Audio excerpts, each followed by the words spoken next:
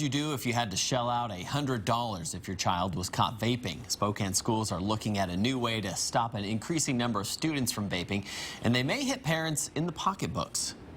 It's something we've seen the numbers spike, and last year they spiked tremendously at all levels.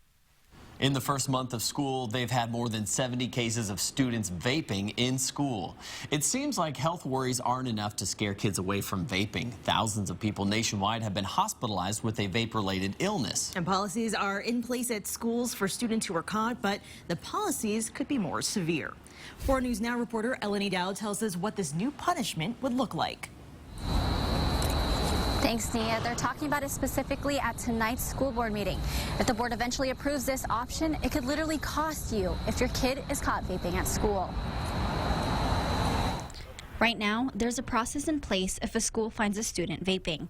Disciplines include education on smoking cessation, maybe even writing an essay to being excluded from school activities and suspension. So we've talked through a number of different ways that administratively, there's administrative accountability, and that has helped, but tonight's discussion will be more about adding to that list of potential consequences. A new consequence that will be taking money out of your pocket.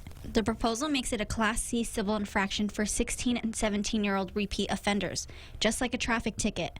The student will go to court and face a judge who could impose a $103 fine and/or community service. For kids under 15, it would be referred to juvenile court. The board will discuss with some administrative staff what that looks like and what the pros and the cons and alternatives to a citation might be. It's a possibility they hope will curb vape use among students. In the first month of school this year, students were caught vaping 72 times. This is in line with the previous school year when there were 75 in 31 days. So far this year, through the first 31 days of school, 31 school days, we've seen a leveling off, which is, I suppose, a positive thing, but still the numbers are way too high for anybody to be comfortable with. So in tonight's school board meeting, they will look into this possibility of giving a fine, hoping to stop kids from vaping. It's something that the nation and the nation's schools are struggling with right now to figure out how to deal with it, to really be proactive on the education piece, and then to work with families to help become a unit and become a partner in ending this.